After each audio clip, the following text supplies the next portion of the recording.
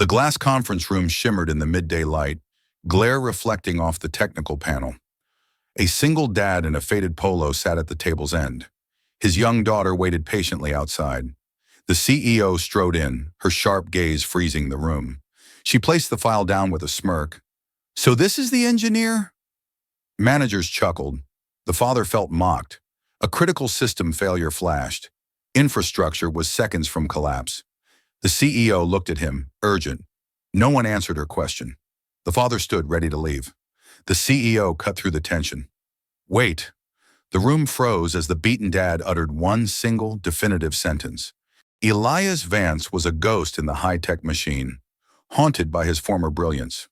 Once he had been elite, a principal operations engineer, known for his uncanny ability to debug complex, interconnected systems with almost telepathic speed. His former colleagues called him the System Whisperer, a legend whispered in the data center halls. His work wasn't about coding features, it was about ensuring the beating heart of the infrastructure never skipped a beat. He was the one they called when everything else failed, but that life ended abruptly 7 years ago. His wife Maria, a kind social worker whose fierce dedication often masked her own fragile health, passed away suddenly after a brief illness. Grief and duty collided violently. Elias didn't just step down, he vanished from the corporate world to become a full-time, hands-on father to Lily, who was then only 4. He had traded the cold, humming server racks for warm, brightly colored school runs, and global deployment strategy for the simple, vital choreography of bedtime stories and scraped knees. For years, he worked freelance, taking on volatile, low-margin contracts, the break-fix jobs nobody else wanted, often working from 10 p.m. until 4 a.m. His resume now had a glaring 6-year responsibility gap, a void that corporate recruiters viewed with suspicion, labeling him as either uncommitted, lacking ambition, or perhaps worse, fundamentally obsolete. They saw a liability, not an asset. This interview at Novatech, a trillion-dollar behemoth in infrastructure technology, was his final, desperate attempt to secure stable employment. He needed a place where the twin anxieties of health insurance and predictable income weren't constant, gnawing fears. The pressure was immense. Lily sat outside the conference room, perched on a plush velvet bench, clinging to a worn-out copy of a fantasy novel. She was a silent, solemn presence. There was literally no one else to watch her. The high-end corporate daycare was exclusively for full-time established employees, a benefit Elias did not qualify for yet. Lily understood the gravity of the day. Her small presence, though quiet, was a visible, undeniable statement of her father's uncompromising priority. He was applying for stability for her, and she was there to support his fight. The CEO, Isabella Thorne, was a force of nature. She was the architect of Novatech's explosive valuation, known for her ruthless pursuit of efficiency and an almost inhuman pressure on quarterly KPIs. She trusted data, metrics, and aggressive projections above all else. She prioritized image, polished credentials, and the perceived safety of a candidate who had never once deviated from the upward career path, over the messy reality of deep, hands-on, problem-solving technical depth. Elias had been called to this high-stakes meeting only because his name, that of a former industry legend whose technical white papers still circulated, had been flagged during an automated search of old industry records. The current lead engineer, Mark, had panicked when the critical system issue first surfaced and requested a list of historical troubleshooters. Elias was an unfortunate, inconvenient coincidence, a name match on a recycled legacy list. Isabella and her board were actually there to finalize the hiring of the younger, impeccably credentialed Mark, who possessed all the right MIT degrees and, crucially, a flawless, continuous employment record. Elias was simply an extra formality they had to quickly dismiss. When Isabella delivered the line, "So this is the engineer?" her tone wasn't just impatient. It was laced with a patronizing disbelief that this unpolished, slightly tired-looking man could possibly be the legendary System Whisperer. Elias heard only undisguised mockery. He felt the dismissive glances from the slick, suited executives who had replaced the grizzled, passionate engineers he once knew. He knew what they saw, a man who put family first and was therefore, to them, fundamentally weak, unreliable, and past his prime. He tightened his tie, a pointless, nervous gesture of useless defense. The shame of being judged by his life choices felt suffocating. Just as he was about to mentally check out, a small folded piece of paper caught his eye. It was taped to the glass outside. Lily's handwriting, uneven but firm. "Daddy, don't give up. We need this." The small note, simple and loving, was a lightning bolt of pride and resolve. He inhaled slowly, deciding he would answer every question with pure, unvarnished technical truth, regardless of the imminent dismissal. Unbeknownst to Elias, the board had already voted. Mark was hired, pending the signing of the massive contract. Elias was a statistical footnote, ready to be swept aside. But fate, the irony of corporate arrogance, and the hidden complexity of millions of lines of code, had other, far more dramatic plans. The meeting was supposed to conclude with a triumphant handshake and Isabella's signature on a $50 million infrastructure deal with their largest European client. The mood was one of suppressed celebration. Then, the calm shattered. The lights didn't just flicker. The intense red LED indicator on the wall-mounted global status board erupted into a rapid, aggressive strobe. It pulsed 3 times, the universally recognized emergency level, before settling into an angry, demanding crimson. The polished conference room instantly transformed from a political stage into a high-stakes operational command center. David, the lead systems administrator, whose face was usually pale, was now ash-white as he stammered into his headset. "CEO, we have a major anomaly. Core module Delta 7. It's not a single fault. Initial reports indicate a chain failure, a catastrophic loop. We're losing network stability across all Western region data centers. Escalation is imminent. Estimated customer impact in 15 minutes. The technical team, including Mark, the new hire, erupted into a chaotic defensive argument. Mark, relying on textbook procedures, shouted, "It's a hot patch situation.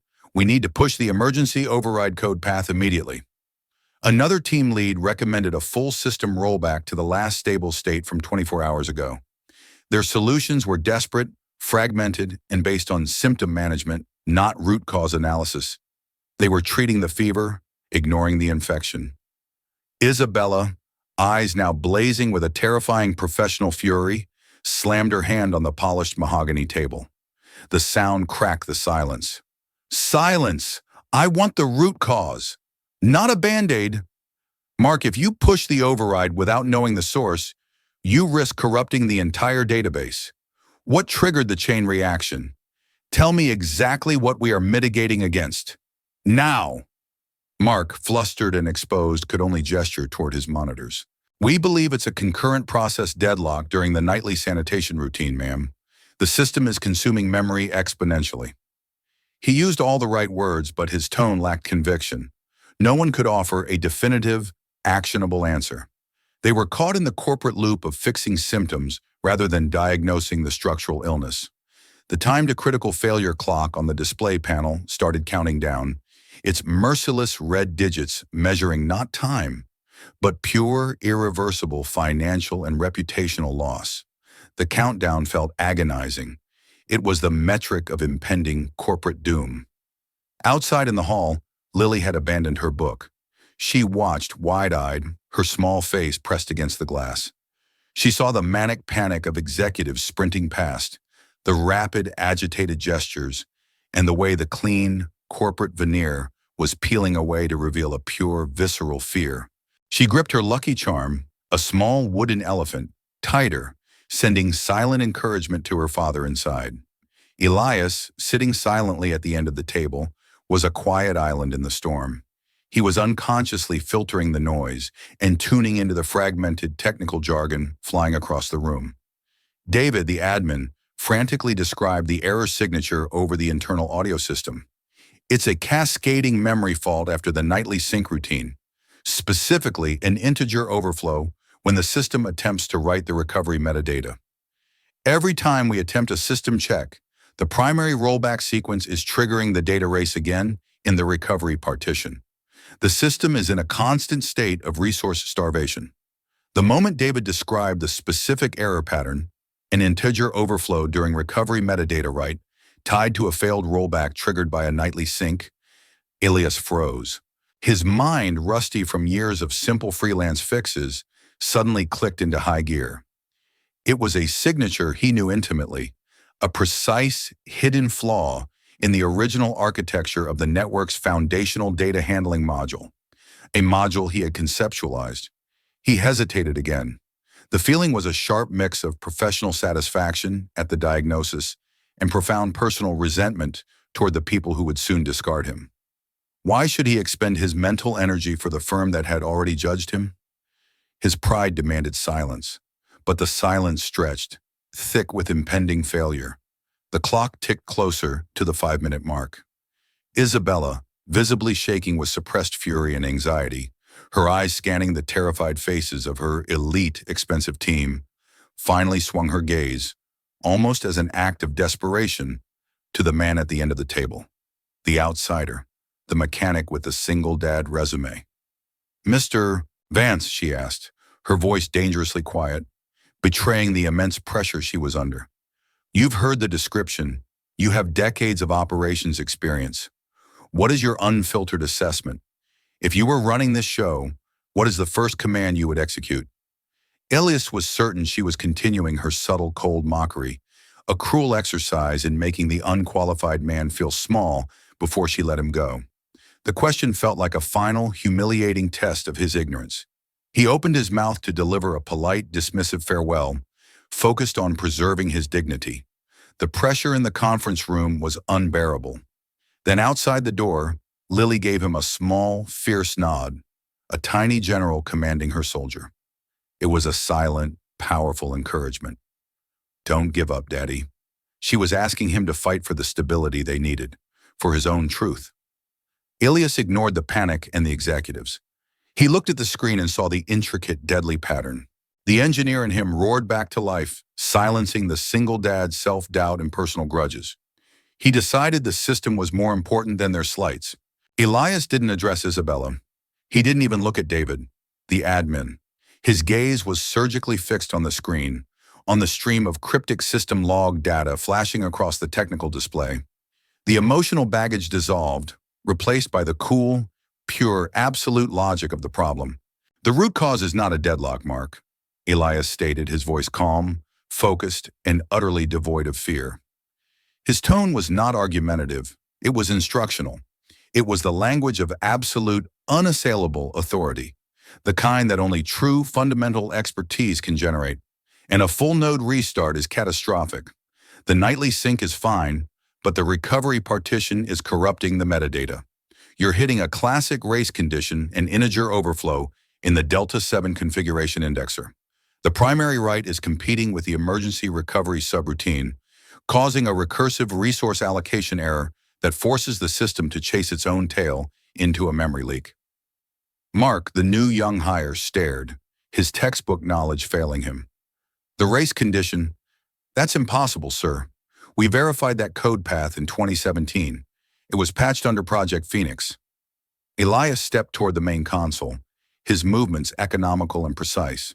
He moved like a conductor stepping onto a podium.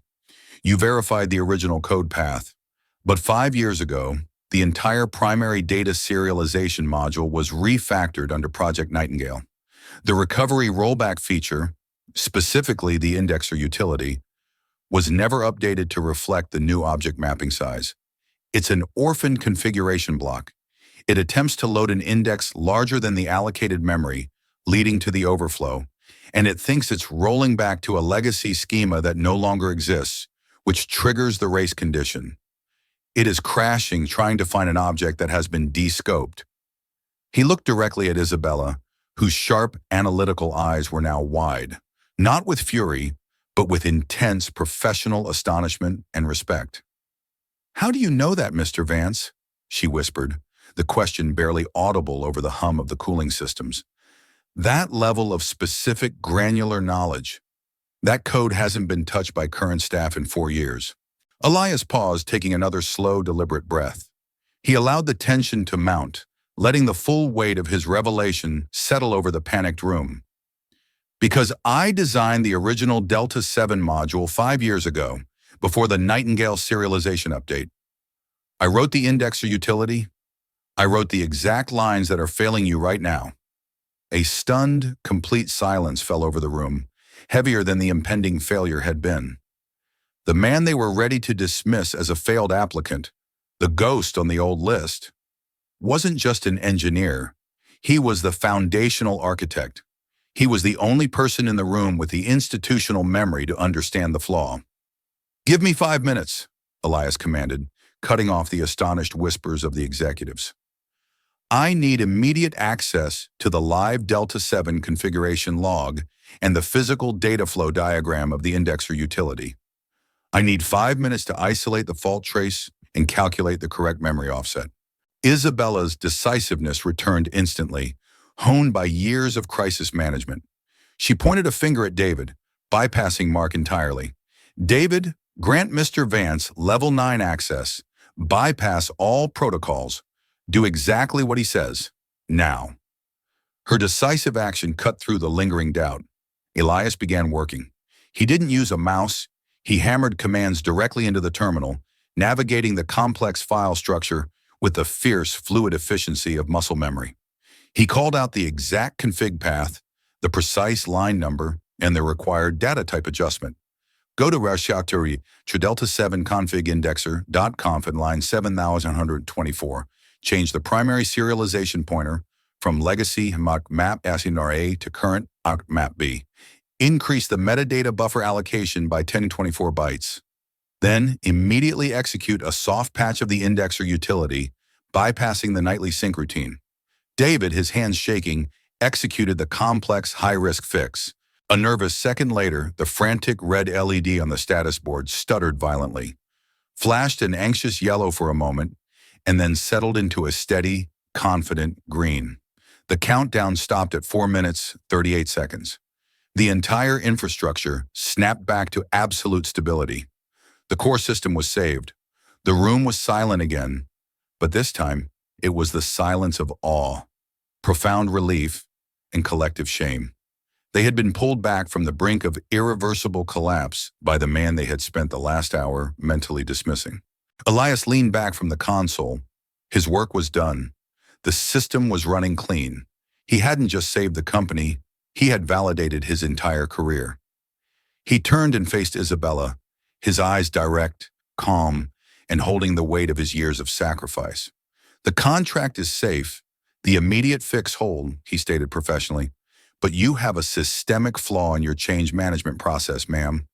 You have brilliant young talent who know how to read the code, but no one who understands the history of the architecture.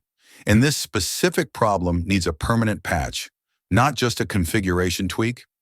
I can write the path to sustainable correction, but that requires more than 5 minutes." He took 2 deliberate steps closer to the mahogany table, his posture demanding absolute, undivided respect. "And now, a personal note, CEO Thorne." Isabella waited, rigid. The power dynamic in the room had completely flipped. She was the one exposed, the one being assessed. He pointed to the chair he had been sitting in, the last chair at the end of the table. "When I walked in, you looked at me, a man with an outdated shirt, a gap in his resume, and a daughter waiting outside, and you asked, 'So this is the engineer?' in a tone that implied ridicule. I immediately thought you mocked me, confirming every prejudice I've faced since I left my 6-figure career to raise my daughter." His voice was calm, but the undercurrent of emotional exhaustion was unmistakable, vibrating with the injustice of years. The true power of an engineer isn't in his credentials, his impeccable attendance record, or his expensive suit. It's in his ability to see the truth hidden beneath the symptoms.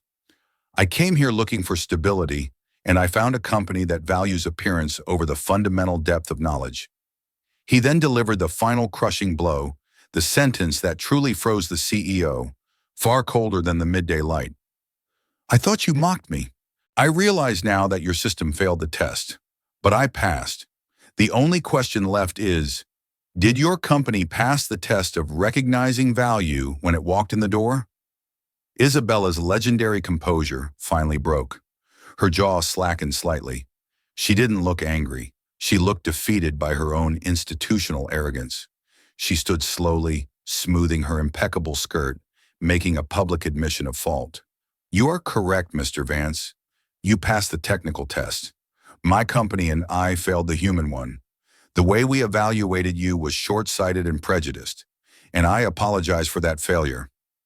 She acknowledged that the initial coldness was indeed a test of mettle and truth, one she had administered blindly, ironically leading her to almost destroy her own company. The tension was replaced by a strange, heavy relief. The client contract, whose fate hung in the balance, was signed immediately. The near catastrophe, the sheer speed of Elias's diagnosis, and the subsequent emotional confrontation served as a chilling, unforgettable lesson for the entire executive team. In the ensuing 15 minutes, as Elias wrote a concise 5-point memo detailing the permanent fix, the executive team began a frantic, quiet reassessment. They realized they had been optimizing for easily measurable metrics: attendance, degrees, continuous employment, and corporate aesthetics, not for actual operational resilience and intellectual depth. Their priorities had been dangerously misaligned. Isabella Thorne did something unprecedented. She issued a formal public apology to Elias in front of the assembled executives, Mark, and the technical staff who were listening on the conference bridge. Mr. Vance, she stated clearly, her voice broadcast to all corners of the company. Your technical intervention was flawless and saved this company from a multi-million-dollar setback. More importantly, your integrity and your skill highlighted a fundamental weakness in our leadership: our failure to see past a resume gap to the competence beneath. For that, and for the way we treated you, I apologize, unreservedly. The atmosphere, which had been tense, hierarchical, and deeply competitive, began a rapid thaw. Elias, now holding a position of unquestionable leverage, simply nodded, acknowledging the sincerity of the apology without dwelling on the slight. He walked to the door and opened it. Lily, startled by the sudden hush and the sight of her father looking victorious, looked up. Elias smiled and beckoned her into the conference room, now filled with the most powerful people in the industry. It was a visible symbol of his uncompromising priorities. The family that was the very reason for his gap was now the reason for his triumph. Isabella, the CEO, known for her intimidating, ironclad demeanor, immediately moved around the table, putting aside her professional distance. She dropped to one knee, bringing herself exactly to Lily's level. "Hello, Lily," she said, her voice surprisingly gentle. The CEO persona momentarily dissolved. "Your father is the smartest engineer I have ever met. He saved my company today. And thank you for the note. It worked." Lily, initially shy, broke into a wide, relieved smile, clutching her wooden elephant. This small human interaction, witnessed by the entire executive staff, signaled the true beginning of a profound cultural shift at Novatech. Later, discussing his future role, Isabella offered him a contract with a salary and equity package that dwarfed the offer given to Mark. Elias accepted the offer, but only after laying down his own terms, which were rooted in his personal journey. He proposed a mandatory, company-wide mentorship and institutional memory transfer program to replace the current toxic culture of aggressive, isolated performance metrics. "We don't need more hotshots chasing external glory, CEO Thorne," he argued. "We need depth.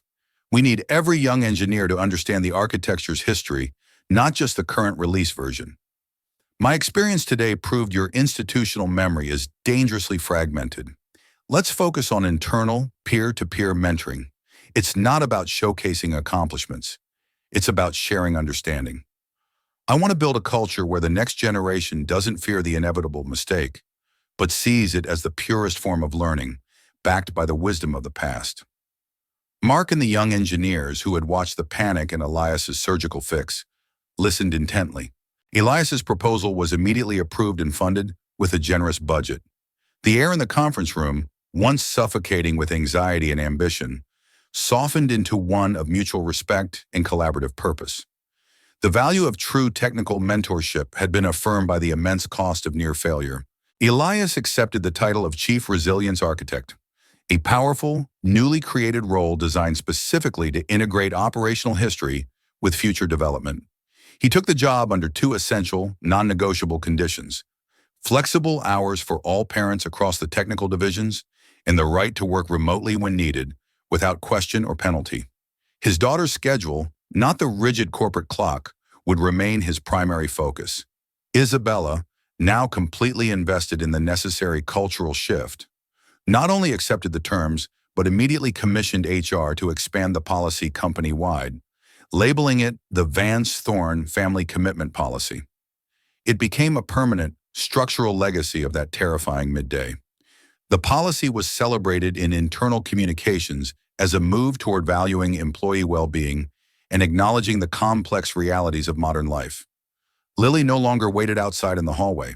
On Elias's first official day as Chief Resilience Architect, she spent the afternoon in the newly created, small, fully staffed parent lounge, a sunlit room created as part of the new policy, reading her book, Securely Supervised. Elias's first few months were quietly effective and deeply focused. He was meticulously writing the permanent, sustainable solution to the race condition, ensuring Novatech would never face that particular crisis again. He found profound satisfaction in the structured, critical work, a return to a vital sense of purpose that had been missing since he left the field. He wasn't just fixing bugs, he was engineering resilience, saving careers and preventing crises, saving lives in a different, digital way. A few weeks after his arrival, a new custom-made plaque appeared above the main entrance to the engineering floor. It was a simple, stark mandate, chosen by Isabella and approved by Elias. Depth over display, honey, it was a daily unspoken reminder to every employee, from the newest intern to the most seasoned executive, that true lasting value resided beneath the polished surface.